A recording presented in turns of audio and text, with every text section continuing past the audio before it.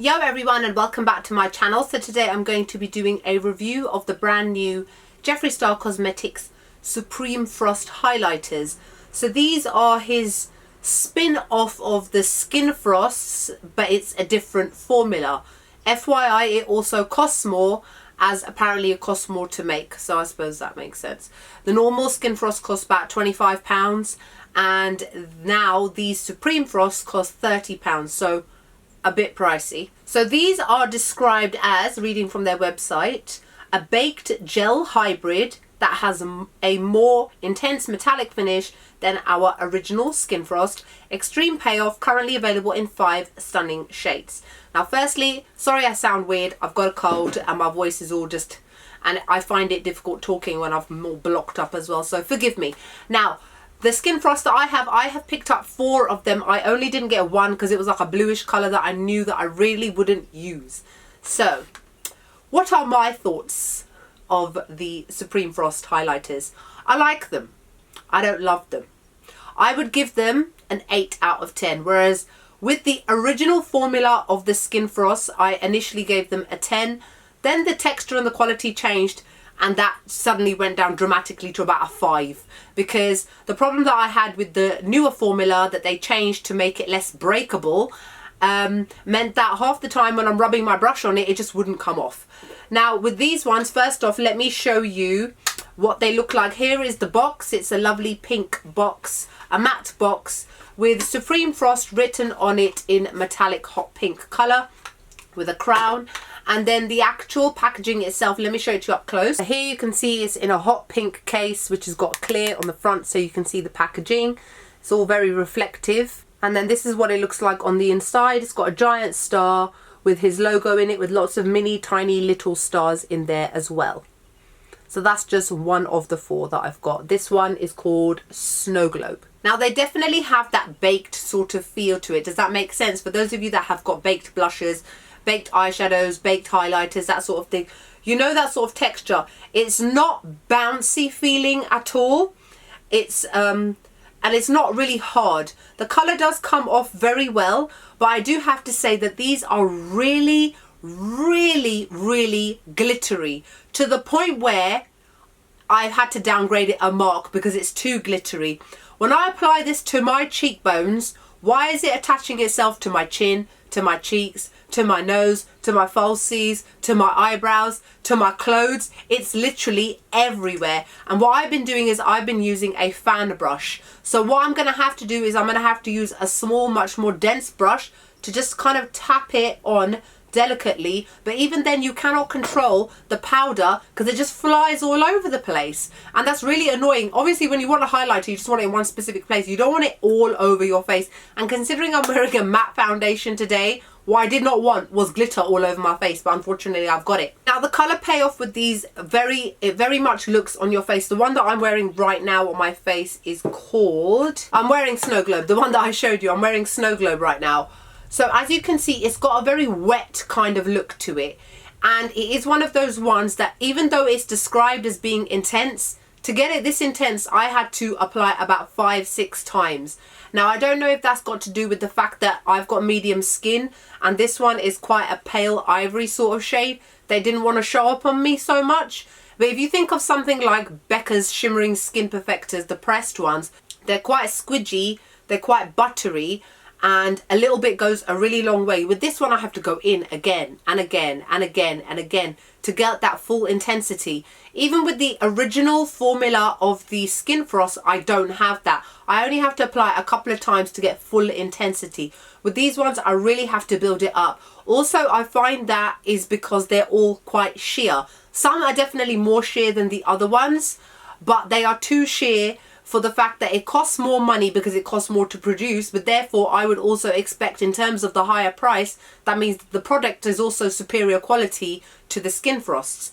Now I have got Jeffree Star's Skin Frost Pro palette, the 24 karat one. All of the shades on there are buttery intense. A little bit goes a really long way. This one a little bit does not go a long way. This one a little bit has to go again and again and again, and it's just too much. So in that respect, that's the reason why I've given it an 8 and not a 10 like I have with the other ones. With this shade, I've had to apply it so much to show up on my medium skin tone, and I'm just like, come on people, come on.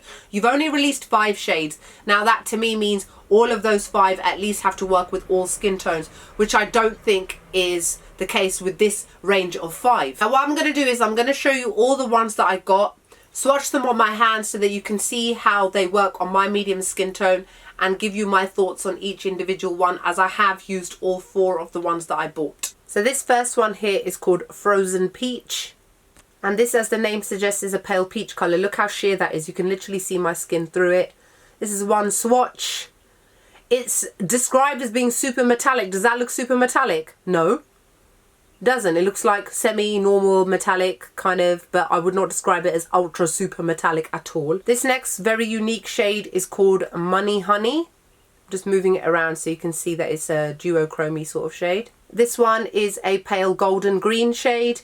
You can see it's definitely more intense than the one next to it. However, still fairly sheer. Not thick and intense and buttery at all. This is the first one that I showed you called Snow Globe. This one is described as a pinky white. On me, it doesn't really show up so much pinky, and it's more so white. Almost a little bit ashy on my skin tone even. And then this last one that I got here called Wet Dream. Now this one is described as a golden pink. I don't get pink from it at all. I get golden. This one is probably my favourite, and if I hold my hand really still, you can see it's definitely the most intense shade out of all 4 that I've shown you. This one almost reminds me of the Amrezy highlighter in terms of colour, not texture. But you can see that this one would definitely work beautifully on medium to deep skin tones. Here you can see it from a distance. Now don't get me wrong, these are really pretty colours, but I don't know how these can be described as being more intense metallic finish, or having a more intense metallic finish than Skin Frost. They don't. Look. If anything, these would work very well as toppers. The only one that I think that is worth getting, from my personal opinion, is the one called Wet Dream. Wet Dream is the one that shows up beautifully on my medium skin tone and people who've got deeper skin than me. And then it also looks really like a wet highlight on the skin. But again, you'd still get glitter all over your face. And the fact that I can probably just go like this and easily wipe it off, which I have, just goes to show that the quality of the product is not really as sticky as you would like a highlighter to be. A highlight should not remove that quickly. I've literally not even left any glitter on my skin. Normally if you rub off a highlighter, you know, the powder gets everywhere, you've got glitter everywhere. Nope, there's nothing there. It's come off that easily. I may have to actually give this a 7 out of 10. I'm going to have to downgrade it just by showing it in this video. I think these are okay, but I don't think that they're great at all. I don't think that most of these work well on medium skin tones either.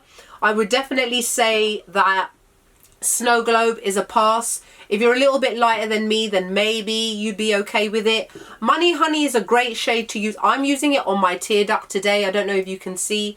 I'm also using it on my brow bone. This is definitely a versatile shade to use as some sort of topper. I also think that Frozen Peach out of all of these is the least metallic and least shimmery as well. So it's a very subtle kind of highlighter. Now, I can go and buy any other subtle highlighter, but one that is described as super intense, I expect it to be super intense, which this is not. So the only one that I would definitely say is good is this one here, Wet Dream. Let's just put it on a little bit for the video. I'm going to put it on top of Snow Globe. So a lot of dust comes off, by the way, a lot. So I'm just using a Morphe, what is this, M310 fan brush.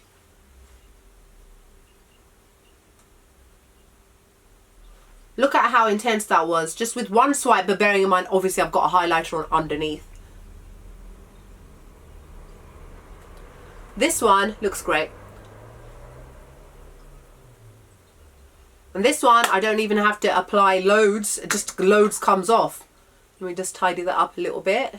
But yeah, so that's it really. That's what else can I say really about these highlighters? 7 out of 10, they're okay. I personally would not say that they're the best on the market. I don't even think that they're close. I think they're okay. That's it. I really wanted to love them. I really wanted to like them a lot. I watched Jeffree Star apply them, but then he's pale as pale can be. And obviously on his skin tone, it all looks great. But realistically, on medium to deep skin tones, I don't think that they're that friendly. I think that they give off too much bits and particles of glitter. I think that they would work well as toppers on top of highlighters, but I'm not going to spend £30 to stick it on top of another £30 highlighter. I've literally just applied £60 worth of highlighter on my face. Why? When I could go for something a lot more affordable. For example, the Amrezy highlighter, which I still love to this day and have done ever since I bought it. So that's it really. I'm sorry you guys if you maybe thought, you know, some of you were looking forward to this and were maybe hoping against hope that it was great.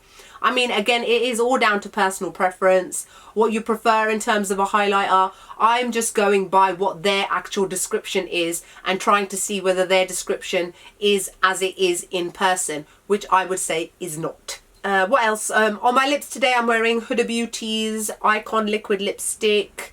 I am, like I said, wearing the Jeffree Star Money Honey on my tear duct. It is a very unique shade, but I am wearing that on my face, looking like walking around, got a green tinge going on, looking like I'm sick. I mean, I know my nose is full of green stuff, but my face does not need to be. Gross. TMI, sorry about that. But yeah, so I hope you guys enjoyed the video. If you've got any comments or questions about these highlighters, let me know below. Other than that, I hope you guys are wonderful and great, and I'll see you all in the next video.